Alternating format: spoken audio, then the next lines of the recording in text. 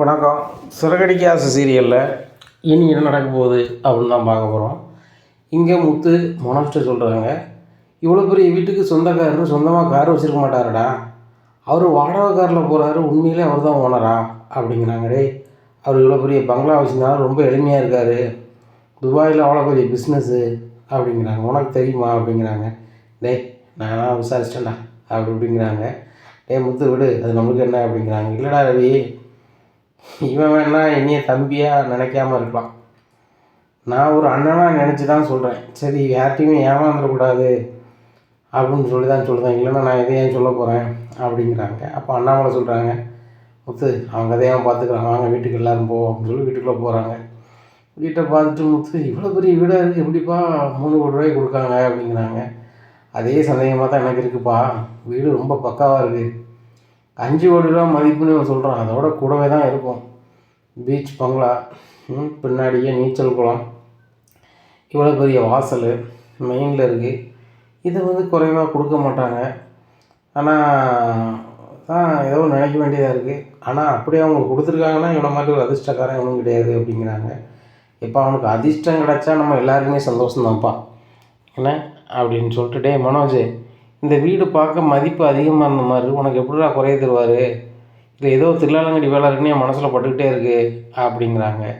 உடனே விஜயா, ஏங்க பழைய வீட்டில் தான் மனோஜை குறைச்சி பேசிக்கிட்டே இருந்தான், அவன் வீடு ஆனதுக்கு பொறாமையில் முத்து என்னெல்லாம் பேச நீங்கள் பார்த்துக்கிட்டு இருக்கீங்க அப்படிங்கிறாங்க.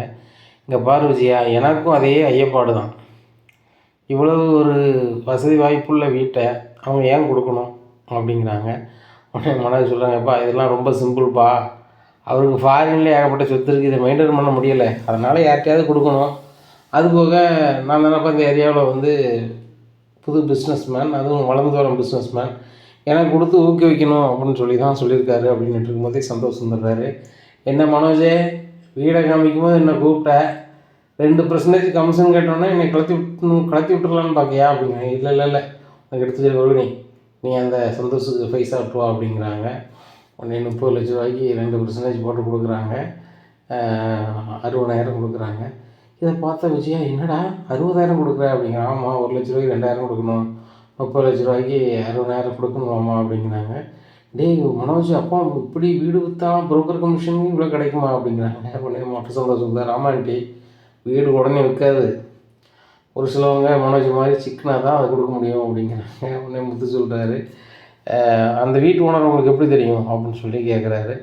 அந்த வீட்டு ஓனரெலாம் எனக்கு நல்லாவே தெரியாது. தெரியாதாட்டு எப்படி வாங்கி கொடுத்தீங்க அப்படிங்கிறாங்க. நான் பார்க்கில் இருந்தேன், ஒரு நாள் பார்க்கில் என்னை குருன்னு பார்த்தாரு, என்னென்னாச்சு நீ பார்க்கிய அப்படிங்கிறாங்க. இல்லை, இப்படி வேலைக்கு போகாமல் இப்படி இருக்கீல அப்படின்னு கேட்டார். இதெல்லாம் ஒரு சுகம்னாச்சு, வேலைக்கு போனால் அந்த சுகம் கிடைக்குமா அப்படின்னேன். சரி ரைட்டு, நீங்கள் உட்காந்துருக்கும் போதே ஒரு வேலை கொடுத்தா செய்வீங்களா, எனக்கு ஒரு வீடு இருக்குது, அதுக்கு ஒரு வசமான ஆளை பிடிச்சா கொண்டு வாங்க, உங்களுக்கு கமிஷன் வாங்கிக்காங்க அப்படின்னு சொன்னார். நான் அப்போ மனோஜ் போய் பார்த்தேன். ஆனால் அவர் 30 லட்ச ரூபாய் கமிஷன் அப்பமே தந்துட்டார், 2% அப்படிங்கிறாங்க. அப்போ 1,20,000 ஆச்சா சந்தோஷம், அப்போ என் பணத்தை கொண்டா அப்படிங்கிறாங்க. உன் பணத்தை கொண்டாவா, நீங்களும் 2% தரணும், அவரும் 2% தரணும். அவர் அந்த பார்க்கில் பழக்கமானார், மனோஜை கோர்த்து விட்டேன், மனோஜ் சூப்பர் வீடை வாங்கிட்டார். 5 கோடி ரூபா வீடை முத்து 3 கோடி ரூபா வாங்க முடியுமா, அவர் அவசரத்துக்கு கொடுக்காரு. மனோஜுக்கு இது ஒரு லாபம், இதே இது என்கிட்ட போன வச்சு நானே வாங்கியிருப்பேன், ஏன் நீங்கள் கூட இது வாங்கலாம் நினச்சிட்டு தான் இருப்பீங்க அப்படிங்கிறாங்க. நான் வேங்கினதில் முத்துக்கு பொறாமை தான் அப்படிங்கிறாங்க. டேய் முட்டாள், எனக்கு பொறாமலாம் கிடையாது அப்படிங்கிறாரு மனோஜ். நம்மள சொல்கிறாங்க, இங்கே பாரு மனோஜ், உனக்காக எல்லோரும் 2 நாள் வேலையை விட்டுட்டு வந்திருக்காங்க, சரிதானா, யாரையும் உன் வீட்டில் வச்சுக்கிட்டே பேசிட்டு நல்லா இருக்காது, சரியா, விடு, கம்மியான ரேட்டில் உனக்கு கிடைச்சா சந்தோஷப்படுறதில்ல, எல்லாருமே ஒருத்தங்க தான், விடு அப்படின்ட்டு அவங்க ரூமுக்கு போகிறாங்க. அப்போ ஏமா அப்படின்னு சொல்லிட்டு விஜயா அப்படின்ட்டு இருக்க வைக்காங்க. என்னடா அப்படிங்கிறாங்க. இந்த வீட்டுக்கு ஒரு நல்ல நாள் பார்த்து பால் காய்ச்சிடணுமா அப்படிங்கிறாங்க. டேய் நீங்கள் தான் பால் காய்ச்சோம்ல அப்படிங்கிறம்மா. நம்ம பால் காய்ச்சிட்டோம், ஆனால் நான் இவ்வளோ பெரிய பங்களா வாங்கியிருக்கேன்னு சொல்லிட்டு 4 பேர் தெரியணும்லாமா, ஃபஸ்ட்டு என் கடையில் வேலை பார்க்குற ஸ்டாஃபுக்கெல்லாம் தெரியணும், அதுபோக என் சப்டீலரை கூப்பிட போகிறேன், கூப்பிட்டு நான் ஒரு பார்ட்டி மாதிரி வைக்க போகிறேன், அதை நம்ம பால் காய்க்கு மாதிரி ரெடி பண்ணிடலாமா, அதுபோக என் ஸ்டாஃப் எல்லாத்துக்குமே நம்ம வீட்டில் எல்லாருக்குமே நான் சட்டை எடுக்க போகிறேன், வைக்க போகிறேன், துணிமணிலாம் எடுக்க போகிறேன் அப்படிங்கிறாங்க. டே மனோஜ் சூப்பரா, அதுபோகமா ஏற்கனவே பழைய ஓனர் இந்த வீட்டுக்கு ஒரு பேர் வச்சுருக்காரு, நம்ம புதுசாக ஒரு பேர் வைக்கணும் அப்படிங்கிறாங்க. மனோஜ் அதெல்லாம் வந்து வாஸ்து பார்த்து தான் வைக்கணும் அப்படிங்கிறாங்க ரோஹிணி. வச்சிடலாம், அவர் வாஸ்து உனக்கு தெரிஞ்சவங்களும் வர சொல்லு அப்படிங்கிறாங்க. வித்யாவுக்கு தெரிஞ்சவங்க இருக்காங்க அப்படின்னு சொல்லிட்டு வித்யாவுக்கு கால் பண்ணுறாங்க. வித்யா, உனக்கு தெரிஞ்சவங்க வாஸ்து பார்க்குறவங்க இருக்காங்கல்ல அப்படிங்கிற. ஆமாம் இருக்காங்க, என்ன அப்படிங்கிறாங்க. நாங்கள் புதுசாக வீடு வாங்கியிருக்கோம், அதுக்கு பேர் மாற்றணும் அப்படிங்கிறாங்க. வீட்டுக்கெலாம் போயிருக்கீங்க, நீ கூப்பிடலாம் செய்யலை அப்படிங்கிறாங்க. 2 நாள் கழிச்சு தாண்டி பால்காய் போய் நீ வந்து எல்லாத்தையும் தகவல் சொல்லணும், அந்த வாஸ்து பார்க்குறவர் வந்தார்னா வீட்டுக்கு ஒரு பேரையும் வச்சுட்டு நம்ம இது பண்ணிடலாம்ல அப்படிங்கிறாங்க. வழக்கம் போல் வீட்டுக்கு உங்கள் ஆண்டி பேர் தானே வைப்பீங்க அப்படிங்கிறாங்க. சும்மா அப்படின்னு சொல்லிட்டு சொல்கிறாங்க. சரி சரி வர சொல்கிறேன், உனக்கு விருப்பம்லாம் என்ன அப்படின்னு சொல்லிட்டு அவருக்கு பேசுகிறாங்க. இந்த அட்ரஸுக்கு நீங்கள் உடனே போகணும், அந்த வீட்டில் வாஸ்து பார்க்கணும் அப்படிங்கிறாங்க.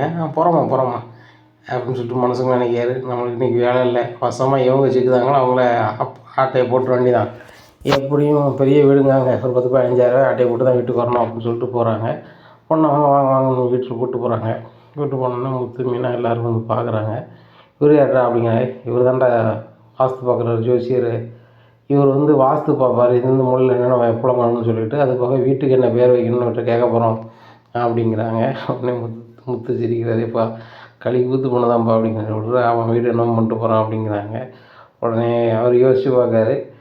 3 பேரும் சேர்ந்து ஒரே கூட்டணியாக இருக்காங்க, மற்றவங்களாம் தனியாக இருக்காங்க. அப்போ அந்த 3 பேரில் முதல் லெட்டர் மட்டும் எடுத்துருவோன்னு சொல்லிட்டு முதல் லெட்டர் எடுத்து ஒரு நேமை சொல்கிறாங்க. சொன்னோன்னே பயங்கரமாக பிடிச்சி போகுது விஜயாவுக்கு. 3 பேர்லையும் வைக்க போகிறாங்கன்னு சொல்லிட்டு அதை சொல்லியும் பார்க்குறாங்க. 3 வாட்டி சொல்லுங்கள் அப்படின்னு சொல்கிறாங்க. விஜயா சொல்லும் போது அண்ணாமலை சிரிக்கிறாங்க. எங்கள் வீட்டு பேர் எப்படி இருக்குது அப்படிங்கிறாங்க. உடனே ரொம்ப திகிலாக இருக்குது அப்படிங்கிறாரு அண்ணாமலை. மீனா சமைச்சிட்டாலா சமைக்கலையா அப்படிங்கிறாங்க. அதான் எனக்கு இங்கே வந்து அடுப்பு கிடுப்பு எல்லாம் சரியாக இல்லை, இங்கே எனக்கு எப்படித்தான் சமைக்க முடியும் அப்படிங்கிறாங்க. மனோஜ் எல்லாருக்கும் ஆர்டர் பண்ணுடா அப்படிங்கிறாங்க. ஏம்மா எல்லாருக்கும் ஆர்டர் பண்ணால் வந்து செலவு அதிகம் வரும் அப்படிங்கிறாங்க. உடனே மனோஜ்கிட்ட வந்து ரவி சொல்கிறாரு, உன் வீடு தானடா, உன் வீடை பார்க்கணும் தான் எல்லோரும் கூப்பிட்டு வந்திருக்கேன், எல்லோரும் சாப்பாடு வாங்கி கொடு, அது போக நாங்கள்லாம் வந்து வேலையை விட்டு தான் வந்திருக்கோம் அப்படிங்கிறாங்க. சரிடா முத்து 2 பக்கெட் பிரியாணி ஆர்டர் பண்ணால் சரியாக வருமா அப்படிங்கிறாங்க. உடனே முத்து சொல்கிறாரு, உங்க சோதனை பண்ணுறேன், 3 பண்ணு அப்படி 3 பண்ண நிறைய வருண்டா அப்படிங்கிறாங்க. அதானே 2 பண்ணு அப்படிங்கிறாங்க. 2 பண்ணுறாங்க. ஏங்க சும்மா இருங்க அப்படிங்கிறாங்க. இல்லை மீனா, அவன் காசு செலவு பண்ண மாட்டான், இது சீன் போட்டுட்ருக்கான் அப்படிங்கிறாங்க. 2 ஆர்டர் பண்ணுறாங்க. உடனே அண்ணா முத்துக்கிட்ட போய் மனோஜ் சொல்கிறாரு, முத்து ரவி எல்லாருக்கும் சேர்த்துன்னு சொல்கிறேன், அப்பா எல்லாருக்கும் சேர்த்துன்னு சொல்கிறேன், நான் எல்லாருக்கும் ட்ரெஸ் எடுத்து தந்துடுறேன் வீட்டு பால் காய்ப்புக்கு, உங்கள் அளவு சட்டெல்லாம் எனக்கு வேணும் அப்படிங்கிறாங்க. உடனே நான் சைஸு சொல்கிறேன் அப்படிங்கிறாரு ரவி. முத்து சொல்கிறாரு. உடனே முத்து சொல்கிறாரு, நீ இப்படிலாம் செய்ய மாட்டிய, நீ பார்க்கவே வித்தியாசமாக தெரியுது, யாருக்கும் 5 காசு செய்ய மாட்டிய அப்படிங்கிற. இவ்வளோ பெரிய வீடு வாங்கியிருக்கேன், உங்களுக்கெல்லாம் ட்ரெஸ் எடுத்துருந்தா என்னடா குறைஞ்சி போகிறேன், நான் பெரிய பிஸ்னஸ் மேன், இதை கூட சேட்டை அப்படி என் ஸ்டாஃபுக்கெலாம் இலவசமாக எடுத்து கொடுக்கும், உங்களுக்கு எடுத்துட மாட்டேனா அப்படிங்கிறாங்க. அதானே, அப்போ யாரும் இலவசமாக தராங்கடா ட்ரெஸ்ஸு அப்படிங்கிறாங்க. அப்படிலாம் ஒன்றுடா, சும்மா ஏதாவது சொல்லணும்னு சொல்லிக்கிட்டு அப்படிங்கிறாங்க. உடனே விஜயா சொல்கிறாங்க, மனோஜ் பிரியாணி எங்கே வந்து கேள்வி அப்படிங்கிறாங்க. கேட்குறாங்க. உடனே வந்துடுது. எல்லோரும் சாப்பிட்றாங்க. சாப்பிட்டு முடிச்சுட்டு அவங்கவுங்க பெட்ரூமில் போய் தூங்க அப்படிங்கிறாங்க. உடனே எப்பா நம்ம எல்லோரும் தங்குறதுக்கு தான் துணிட்டு வந்திருக்கோம், பெட்ஷீட்டில் எதுவும் இருக்காதுல்லப்பா அப்படிங்கிறாங்க. உடனே மனோஜ் சிரிக்கிறாரு, இந்த பங்களாவில் எல்லாமே எல்லா ரூம்லேயும் இருக்கும், போய் பாரு அப்படிங்கிறாங்க. அங்கே எல்லாமே புது புது பெட்ஷீட் அப்படி இருக்குது. ஏற்கனவே அந்த வீட்டுக்கு ஓனர் எல்லா பெட்டுக்கும் பெட் கவரு மூடுறதுக்கு எல்லாத்தையும் வச்சுட்டு தான் போயிருக்கிறாங்க. அதை வாடகை இருக்கிறவங்களும் அப்படி பயன்படுத்தியிருக்கிறாங்க. வாடகை இருக்கிறவங்க மனசை ஏன் சொந்த வீடு தான் சொல்லி கையில் கொடுத்துட்டு அவங்க பணத்தை தூக்கிட்டு கிளம்பிட்டாங்க. இப்படியாது எல்லோரும் தூங்குறாங்க. அவங்க பணத்தை ஆட்டை போட்டு போனவங்க காரில் நேராக அவங்க போக வேண்டிய இடத்துக்கு போய் இறங்கிடுறாங்க. எப்பா எல்கே கடந்து வந்துட்டோம், ஒன்றும் பிரச்சனை இல்லைன்னு காருக்காரனுக்கு வாடகை கொடுத்து அனுப்பிவிட்டுருந்தாங்க. 30 லட்ச ரூபாய்க்கு ஆட்டை போட்டுருக்கோம், இதை வச்சு என்ன பண்ணுறது அப்படிங்கிறாங்க. வழக்கம் போல் என்ன பண்ணுவோம், இந்த 30 லட்ச ரூபா வச்சு நம்ம என்ன செய்வோம், தங்கம் தானே வாங்குவோம், தங்கம் வாங்கிக்குவோம், வாங்கி நம்ம பூர்வீக கிராமத்தில் வைக்கிறது மாதிரி நம்ம பையனை வர சொல்லி கொடுத்துட்ருவோம் அப்படிங்கிறாங்க. சரிங்க, இந்த வீடை என்றைக்கு விற்கலாம் அப்படிங்கிறாங்க. பார்ப்போம், வியாபாரி கிடைக்கணும்ல. அந்த பார்க்கில் ஒருத்தன் தூங்கிட்டானா, அவனை உசுப்பு ஏற்றினான், அவன் ஒரு ஏமாந்த கோழியை கொண்டு வந்தான், அந்த மாதிரி நல்லா பொரித்து சாப்பிட்டோம். ஏன்னா நான் 30 லட்ச ரூபா நம்ம கைக்கு வந்துச்சு. இதே மாதிரி இங்கே ஒரு கோழியை பொரிப்போம், பொரிச்சோம்னா நம்ம பாட்டில் அடுத்தாப்புல இன்னொரு பக்கம் பறந்து போயிட்டே இருப்போம் அப்படிங்கிறாங்க. ஆமாங்க, ரொம்ப சந்தோஷமாக இருக்குது. எங்கள் பணத்தை முதல்ல எண்ணி பார்த்துருமா, எண்ணி பாரு அப்படின்ட்டு எண்ணி பார்க்குறாங்க. எண்ணி பார்த்து அந்த டிரைவர் தான் வந்து கொஞ்சம் குழப்பிட்டான். அவன் வந்து எதுவும் பிரச்சனை பண்ணிடுவான்னு பார்த்தா நல்ல வேலை அப்படிங்கிறாங்க. நீங்கள் தான் சமாளிச்சிட்டிங்களேங்க அப்படிங்க. ஆமாம் ஆமாம், அப்படி சமாளித்தா தான் கதை முடியும். இல்லைன்னா நம்ம அதிலேயே நின்றுக்கிட்டு நிற்போம். அந்த நிமிஷத்தில் வந்து அந்த மனோஜ் வந்து சுதாரிச்சுக்கிட்டோம் வை பணம் போயிரும்ல, அதுவும் நம்மளும் மாட்ட வேண்டியிருக்கும். நல்ல வேலை வந்துட்டோம். எங்க ஓனருக்கு வாடகை கொடுக்கல அப்படிங்கிறாங்க. அதுக்கு ஒரு பிளான் இருக்குது, விடியட்டும், விடிஞ்ச பிறகு ஒரு பிளான் இருக்குது அப்படிங்கிறாங்க. உடனே சரிங்க அப்படின்னு சொல்லிட்டு தூங்கிடுறாங்க. இங்கே மனோஜ் வந்து ரோகின்கிட்ட சொல்கிறாங்க, ரோகிணி இவ்வளோ பெரிய பங்களா நமக்கு சொந்தமாகுதுன்னு நினச்சி எனக்கு ரொம்ப சந்தோஷமாக இருக்குது. அவன் மனோஜ் எனக்கும் ரொம்ப சந்தோஷமாக இருக்குது. இப்படி ஒரு பங்களாவை நம்ம வந்து வாங்குவோமா அப்படிங்கிறது கனவு தான், எல்லாம் வாங்கிட்டோம் அப்படிங்கிறாங்க. ஏன் ரோகிணி இப்படி சொல்கிறேன், உங்கள் வீடு தான் மலேசியாவில் வந்து பெரிய வீடாக இருக்குமே, இதை விட பல மடங்கு இருக்காது அப்படிங்கிறாங்க.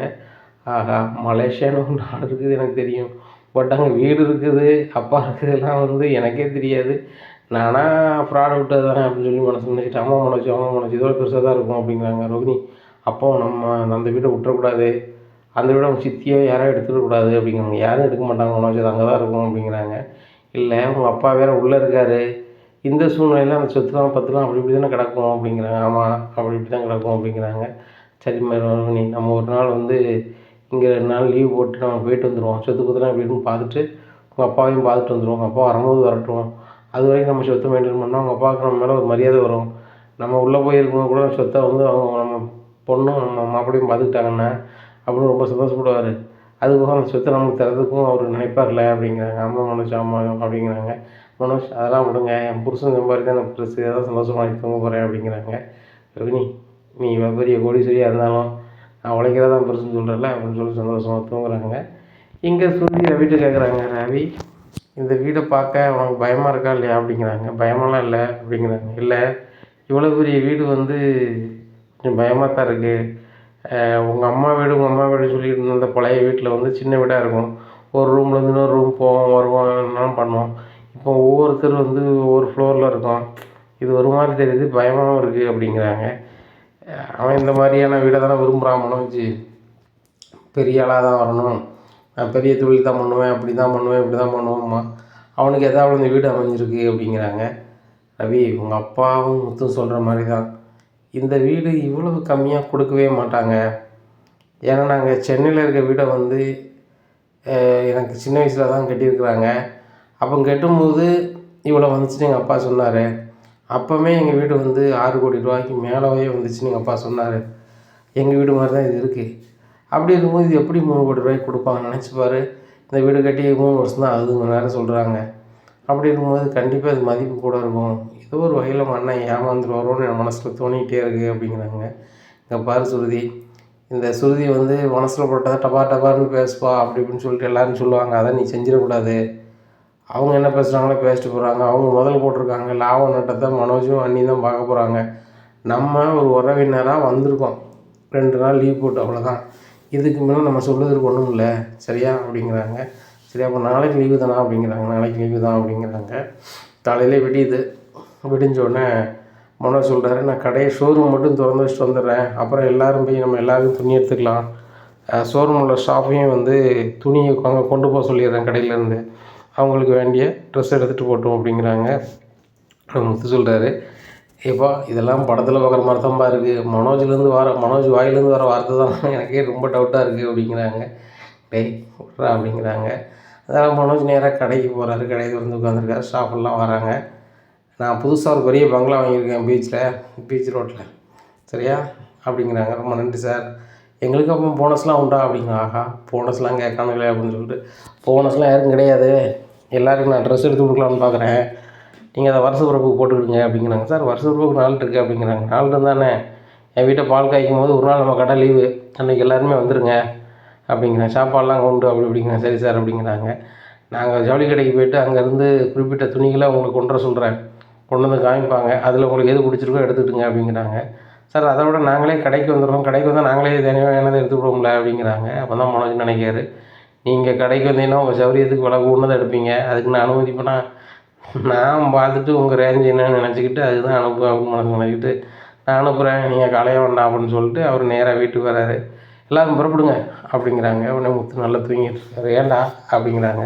டேய் துணி எடுக்க போகணுன்னு சொன்னோம்ல, ஏம்மா துணி எடுக்க போகணுன்னு சொன்னோம்ல அப்படிங்கிறாங்க. டேய் மனோஜ் நம்ம பேர் ரெடி பண்ணோம்ல, ஃபஸ்ட்டு பேர் ரெடி பண்ணி கொண்டு வச்சுருவோம் அப்படிங்கிறாங்க. அப்படியாம்மா சொல்கிறீங்க அப்படின்னு சொல்லிட்டு ஒரு போர்டை வந்து ரெடி பண்ணுறவங்களுக்கு கால் பண்ணுறாங்க. அவங்க இந்த பேரில் வந்து வீடு இருக்கணும் அப்படின்னு சொல்கிறோன்னா அவங்க போர்டெல்லாம் ரெடி பண்ணி வீட்டு முன்னாடி வச்சிடுறாங்க. வச்சுட்டு ஏம்மா போர்டு வச்சாச்சு அப்படிங்கிறாங்க. பார்த்துட்டு டேய் சூப்பராக இருக்குடா மனோஜ் அப்படி இப்படிங்கிறாங்க. ஆமாம்மா இவ்வளோ பெரிய பங்களாவில் நம்ம 3 பேர் முதல் லெட்டர் வந்து பேராக இருக்குது, எனக்கே பெருமையாக இருக்குமா அப்படி இப்படின்ட்டு இருக்காங்க. டேய் அம்மா பேரை நீ இவ்வளோ பெரிய பங்களா வாங்கினாலும் வைக்க பற்றியாடா, உன் மனசு யாருக்கு கொண்டாடா, ஏன் ரவி கூட வராது, முத்து கூட வராது அப்படி இப்படிங்கிறாங்க. ஏம்மா எனக்கு உங்களை பிடிக்கும், உங்களை எனக்கு பிடிக்கும், அவங்களாம் அப்படி இல்லைம்மா அப்பா பிள்ளைம்மா அப்படி இப்படின்னுட்டு இருக்காங்க. சரி விட்றா அப்படின்னு சொல்லிட்டு வீட்டுக்குள்ளே போகிறாங்க. அங்கே முத்து மீனா எல்லோரும் பெறப்படுறாங்க. எல்லாருமே காரில் போய் ட்ரெஸ் எடுக்கிறாங்க. அண்ணாமலை மட்டும் வீட்டில் இருக்கிறாங்க. இப்படியா இருக்குது. இந்த சூழ்நிலையில் வீட்டு ஓனரு சரி வாடகைக்கு இருக்கிறவங்க இப்படி தான் இருக்காங்கன்னு பார்த்து வருமேன்னு சொல்லிட்டு போகிறாங்க. வீட்டில் யாரும் இல்லை. அப்போ அண்ணாமலை மட்டும் இருக்காங்க. என்னாச்சு இந்த வீட்டில் வாடகை இருக்காங்க அவங்களுங்க அப்படிங்க. வாடகைக்கு இருக்காங்களா? இந்த வீட்டை வந்து என் பையன் 30 லட்ச ரூபா கொடுத்து அட்வான்ஸ் போட்டு வாங்கியிருக்கான் ஓனர்கிட்ட வாங்கியிருக்கானா? என்கிட்ட வாங்கலையே அப்படிங்கிறாங்க. உங்கள்கிட்ட வாங்கல சார், இன்னொரு ஆள் ஓனர்னு சொல்லிட்டு வாங்கியிருக்காரு அப்படிங்கிறாங்க. பெரியாள் நீங்கள் பேச தப்பாக இருக்குது அப்படிங்கிறாங்க. அந்த நேரத்தில் அண்ணாமலை எல்லாருக்குமே கால் பண்ணுறாங்க. முத்துக்கு மனோஜுக்கு எல்லோரும் கால் பண்ணுறாங்க. ஃபோனே எடுக்கலை. ஏன்னா கணக்கில் டவரே கிடைக்கல. அப்போது என்னாச்சு நீங்கள் உங்கள் பையன் வாங்கியிருக்கான்னு சொல்கிறீங்க, உங்களை பார்க்கவே வயசான மாதிரி இருக்குது, உங்கள்கிட்ட நான் பிரச்சனை பண்ண விளம்பல கிளம்புங்க அப்படிங்கிறாங்க. அது எப்படியா கிளம்ப முடியும்? 30 லட்ச ரூபா கொடுத்து என் பையன் வாங்கியிருக்கான் அப்படிங்கிறாங்க. 30 லட்ச ரூபா கொடுத்து வாங்கிக்கிறாங்க. சரி வராது, வெளில வாங்க அப்படின்னு சொல்லி வர முடியாதுங்காங்க. உடனே போலீஸுக்கு ஃபோன் அடிச்சிடுறாங்க. ஃபோன் அடிச்சுன்னா வந்து என்னாச்சு என்ன பிரச்சனை அப்படிங்கிறாங்க. என் வீட்டில் சம்மந்தமாக ஒரு ஆள் உட்காந்துருக்காங்க, என் பையன் 30 லட்ச ரூபா கொடுத்து வாங்கிட்டு வச்சுருன்னு சொல்லிட்டு இருக்காங்க.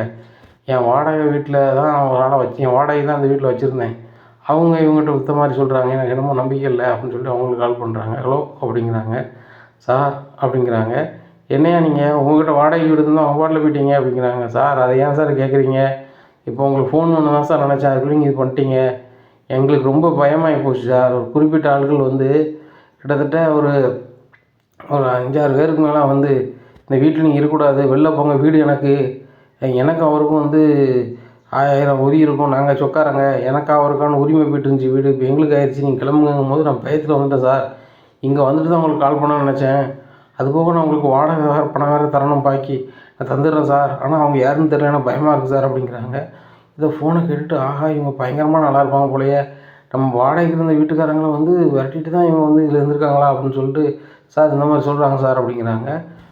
என்னைய பின்ன பெரியாள் நீங்கள் இப்படிலாம் பண்ணீங்களா அப்படிங்கிறாங்க. சார் நாங்கள் ஏன் சார் பண்ண போகிறோம், நானும் உங்களை மாதிரி ஒரு எம்ப்ளாயி ரிட்டர்ன் ஆனதா அப்படி இப்படிங்கிறாங்க. அதெல்லாம் வந்து அங்கே ஸ்டேஷனில் சொல்லுங்கள் அப்படின்னு சொல்லி ஸ்டேஷனுக்கு கூட்டி போயிடுறாங்க. இங்கே எல்லோரும் ட்ரெஸ் எடுத்து வீட்டுக்கு வராங்க. அண்ணாமலை இங்கே இல்லை. அப்போ அப்பா எங்கே போனார் அப்படின்னு சொல்லிட்டு பார்க்குறாங்க. அப்பா பின்னாடி கடற்கரையில் வாக்கிங் போயிருப்பார் அப்படிங்கிறாங்க. பின்னாடி போய் முத்து பார்க்குறாரு, இல்லை. நீச்சல் குளத்தை பார்க்குறாரு, இல்லை. எங்கேயுமே இல்லை. மொட்டை மாடிலையும் பார்க்குறாரு, இல்லை. அப்பா எங்கேயுமே இல்லைடா அப்படிங்கிறாங்க. அப்பா எங்கேயாவது போயிருப்பாருடா. இங்கே எப்படி அவருக்கு தெரியும் அப்படிங்கிறாங்க. அவர் சிட்டிக்குள்ளே இருந்தாலும் தானே தெரியாதா, அங்கிள் வர சொல்லியிருப்பார், எங்கேயாவது போயிருப்பார் அப்படிங்கிறாங்க.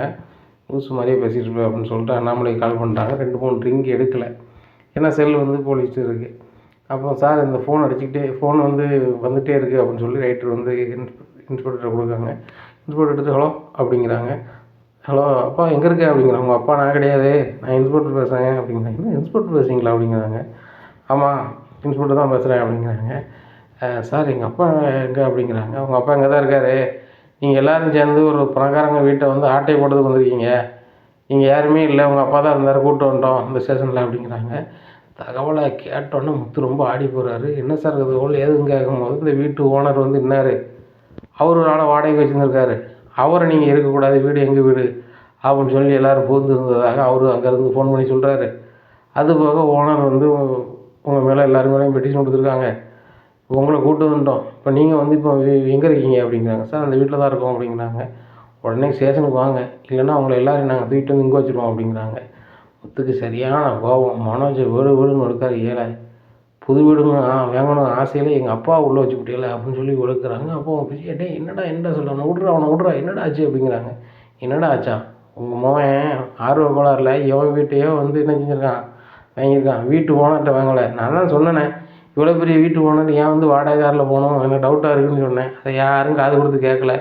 என் அப்பா சொன்னார், சுருதி சொன்னோம், நாங்களாம் சொன்னோம், இந்த வீடு வந்து மதிப்பு அதிகமாக தெரியுது, கம்மியான ரேட்டுக்கு யார் கொடுப்பா, ஆதாயம் இல்லாமல் யாராவது செய்வாங்களா அப்படின்னு சொன்னால் கேட்ட பாடல் எப்போ பாரு உன்னால் எங்கள் அப்பா உள்ளே இருக்காருடா அப்படின்னு சொல்லி மனோஜ் சொல்லிட்டு எப்படிடா எனக்கும் வந்தான் அப்பா அப்படிங்கிறாங்க. உனக்கு தான் அப்பாவா, முதுகுலி பிச்சு போடுவேன் அப்படிங்கிறாங்க. எங்கள் மனோஜுக்கு ஒன்றும் ஓடலை.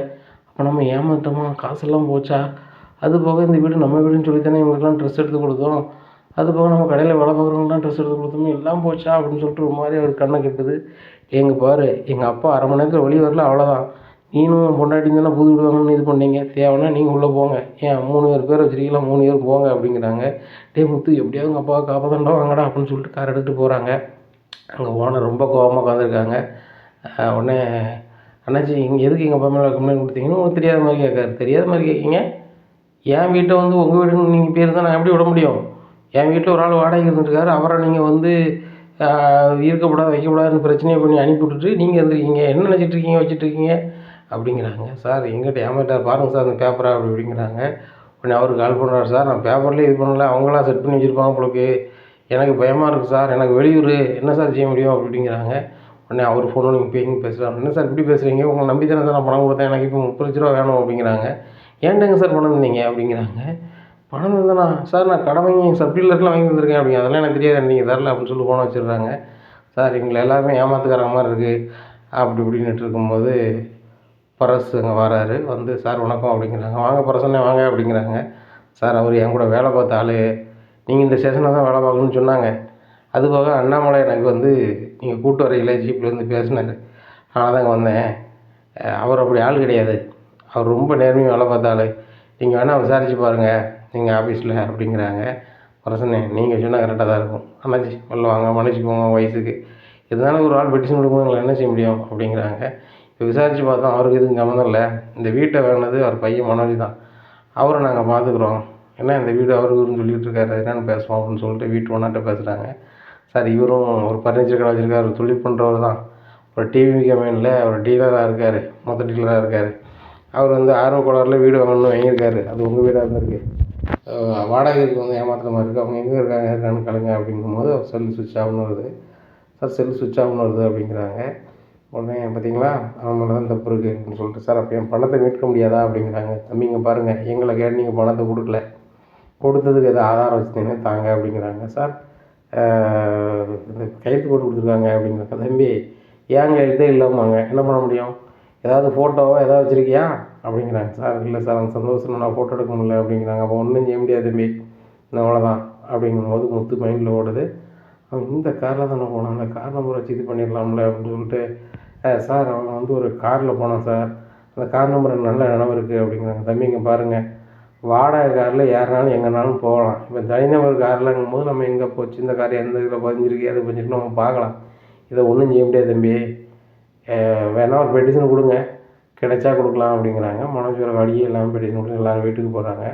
உடனே முத்து சொல்கிறாரு, டேய் பேராசை பேர் நஷ்டம்வாங்க, இவன் பாரு அந்த பெரிய பங்களாவை நீ வந்து காட்டி உன்னை ஆட்டையை போட்டு ஒருத்தன் போயிட்டான், அவன் எல்லாத்துக்கும் காரணம் அவன் பேராசை தான், மனுஷனுக்கு வந்து கரெக்டான ஆசை இருக்கணும், இருக்குது இடம் இருக்குது, இன்னும் உணவு இருக்குது, ஒன்றும் பிரச்சனை இல்லை, இதை வச்சு வாழ்க்கையில் முன்னேறி போகிறதுக்கு வழியை பார்க்கணும், நீ என்னன்னா அதுக்குள்ளே பெரிய பங்களா அப்படி இப்படின்னு ஆடம்பரத்துக்கு போகிற, பாரு பணம் மொத்தமாக போச்சு, இப்போ என்ன செய்ய போகிற, ஏற்கனவே சப்டீலர்கிட்ட வாங்கி தான் அதை கொடுத்தாங்க போகிறேன், இப்போ சப்டீலர் வந்து கேட்பாங்க, இல்லைன்னா அவங்க கம்பெனிலேருந்து அந்த பணத்தை கேட்பாங்க, என்ன பண்ணுவேன், எப்படி செட்டில் பண்ணுவேன் அப்படிங்கிறாங்க. டே முத்து எப்படியாவது அவன்கிட்ட வாங்கிட்டு எப்படி வாங்குறது அப்படிங்கிறாங்க.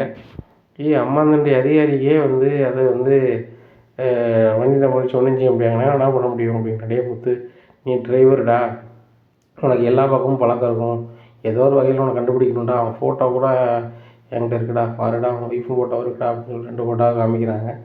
இதை வச்சுக்கோ, அந்த டிரைவர் யாருன்னு பார்க்கலாம், அந்த வண்டி நம்பர் நோட் பண்ணேன் அப்படி நான் எங்கடா நோட் பண்ணேன் அப்படிங்கிறாங்க. அப்போ முத்து கண்ணை மூடி நோட் பண்ணி கண்ணை மூடி நடந்ததை செஞ்சு பார்க்காரு, அந்த வண்டி நம்பர் அப்படி உள்ளே வருது. அப்போ வந்தோடனே தன்னுடைய வாட்ஸ்அப் குரூப்பில், டிரைவர் வாட்ஸ்அப் குரூப்பில் போட்டு விடுறாரு, இந்த வண்டி எந்த ஸ்டாண்டில் ஓடுது எதுன்னு தெரிஞ்சால் சொல்லுங்கள் அப்படின்னு சொல்லிட்டு. அதனால் ஒரு ஆள் கால் பண்ணும்போது, இது வந்து அம்பத்தூரில் உள்ள வண்டி, அம்பத்தூரில் உள்ள வண்டியா, ஆமாம் அம்பத்தூரில் உள்ள வண்டி தான் அப்படிங்கிறாங்க. அவர் கான்டாக்ட் நம்பர் வாங்கி அனுப்புகிறேன்னு சொல்லிட்டு கான்டாக்ட் நம்பர் வாங்கி அனுப்புகிறாங்க. ஹலோ நான் முத்து பேசுகிறேன் அப்படிங்கிறாங்க. முத்துனா யாருன்னு எனக்கு தெரியலைங்க அப்படிங்கிறாங்க. இனியும் உங்களுக்கு தெரியாதுங்க, நானும் உங்களை ஒரு முறை தான் பார்த்துருக்கேன், அது சரியாக பார்க்கல, நீங்கள் எந்த இடத்துலேருந்து ஆஃபர் எடுத்துகிட்டு போனீங்களா அப்படிங்கிறாங்க. ஆமாங்க எடுத்துகிட்டு போயிருப்பேன் சொல்லுங்கள் அப்படிங்கிறாங்க. அவங்கள எங்கே கொண்டு விட்டீங்க அப்படிங்கிறாங்க. சார் நான் பெங்களூரில் கொண்டு விட்டேன் அப்படிங்கிறாங்க. அந்த இடம் தெரியுமா அப்படிங்கிறாங்க. நல்லாவே தெரியும், நான் 2 3 வாட்டி அந்த போன இடம் தான், இந்த இடம் தான். ஆனால் வந்து அங்கே போய் எந்த சந்துன்னு எனக்கு தெரியாது. ஆனால் அந்த இடம் அங்கே தான் அப்படின்னு எனக்கு தெரியும் அப்படிங்கிறாங்க. சரி சரி மக்கா அப்படின்னு சொல்லிட்டு ஃபோனை வச்சிடுறாங்க. எப்பா பெங்களூருக்கு போயிருக்காங்க சரிதானா, இவங்க ஏமாற்றி அங்கே போயிருக்காங்க, இப்போ அங்கே தான் இருக்கணும் அப்படிங்கிறாங்க. முத்து அப்போ என்ன பண்ணுறது அப்படிங்கிறாங்க. எப்பா நம்ம இங்கே போய்ட்டான்னு விசாரிச்சிட்டோம், ஆனால் எந்த தெருவில் இருக்காங்க எதுன்னு நம்ம மறந்துட்டாங்க. அதனால் நம்ம அங்கே போய் தான்ப்பா பார்த்தாகணும். அதுவும் மனோஜ் தான் அவனுக்கு நல்லா தெரியும், ஃபோட்டோ மட்டும் நம்ம பார்த்துட முடியாது. ஏன்னா சில நேரத்தில் வந்து மாறு இடத்துல இருக்க மாதிரி மீசி இருக்கிறனால மீசி எடுத்துடுவாங்க. என்ன தொப்பி வைக்க ஏதாவது தொப்பி வைக்கும், சிலர் மாஸ்க் போட்டுலான்னு. அப்போ அங்கே ரூம் போட்டு தங்கி என்ன வரேன்னு பார்த்தா தான் இது பண்ண முடியும் அப்படிங்கிறாங்க. உடனே மனோஜ் வந்து முத்துட்டு சொல்கிறா, முத்து எப்படியாவது கண்டுபிடிடா ப்ளீஸ்டா, ஒரு வாரமாக 10 நாளாக ஆனாலும் பரவாயில்லடா அப்படிங்கிறாங்க.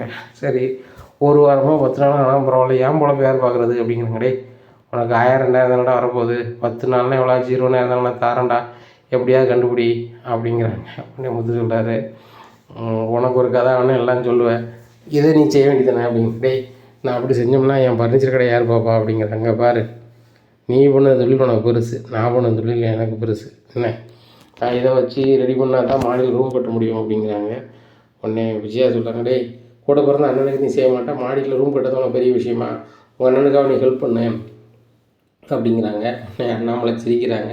ஏன்பா சிரிக்கிற அப்படிங்கிற. இல்லை மனோஜுக்கு ஒரு கஷ்டம் வரும்போது உங்கள் அம்மா வந்து உன்னைய தம்பிங்கிறா, அவனை அண்ணாங்கிறா, மற்றபடி அவங்க தம்பாக இருக்கும்போது உங்களை மூணாவது மனுஷர் மாதிரி உன்னையும் மீனாவும் பார்க்காங்க. எந்த பிரச்சனை நடந்தாலும் இந்த வீட்டுக்கு வந்து மீனா வந்ததுக்கப்புறம் தான் அந்த வீட்டில் அப்படி ஆயிடுச்சு இப்படி ஆயிடுச்சுன்னு எல்லாமே அவங்க அம்மா பேசுவாள். இப்போ பாரு ஒரு கதையானோடனே நீ தானே அவன் தம்பி, நீ தானே பண்ணணும் அப்படின்னு பேசுகிறான். அது நினைக்கும் போது தான் சிரிப்பு வருது, வேற ஒன்றும் இல்லை அப்படிங்கிறாங்கப்பா. அவங்கள பற்றி நம்மளுக்கு நிறைய தெரியுமாப்பா, அம்மாவும் மனோஜும் ஒரே கேரக்டர் தான், கதையாகவுன்னா காலை பிடிப்பாங்க இல்லைன்னா காலை வாருவாங்க, இந்த ரெண்டும் தானே அப்படிங்கிறாங்க. டே முத்து உன்னால் முடிஞ்சு நான் பண்ணி கொடு, அப்பா வேணா தினம் வாடகை என்னவோ அப்பா தந்துடுறேன்டா அப்படிங்கிறப்பா. அதெல்லாம் வேண்டாம்ப்பா, சும்மா தான் சொன்னேன், ஏன்னா நான் பெங்களூர் போயிட்டு வரேன் அப்படிங்கிறாங்க. சரிங்க போயிட்டு வாங்க அப்படிங்கிறாங்க. உடனே முத்து வந்து விஜயாட்ட சொல்லுறாங்க, இங்கே பாருங்கம்மா, மீனா இடத்துல வேற ஒரு பொண்ணு இருந்தாங்கன்னா கண்டிப்பாக வந்து நீங்களாம் போகணும் தேவையில்லை, ஒவ்வொரு முறையும் உங்களையும் என்னையும் குறைச்சி பேசிகிட்டு இருக்காங்க.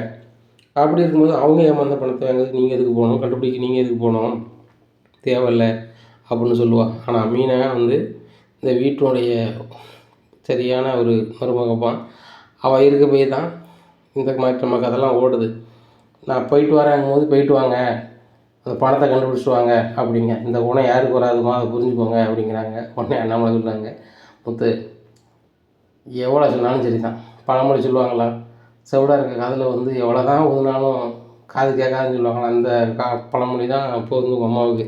சரி தானே இன்றைக்கி கதை ஒன்று உன்ட்ட பேசுகிறாங்க, அடுத்தாப்பில் கொஞ்சம் நேரம் கழிச்சு மீனாவையும் நீயும் குறைச்சி பேசுவா, இதுதான் கதை அப்படிங்கிறாங்கப்பா. அவங்க இன்னும் பேசிட்டு போகிறாங்க. மீனா நான் கிளம்புறேன் அப்படின்னு சொல்லிட்டு செல்வத்தை கூப்பிட்டு நேராக கிளம்பி போகிறாங்க.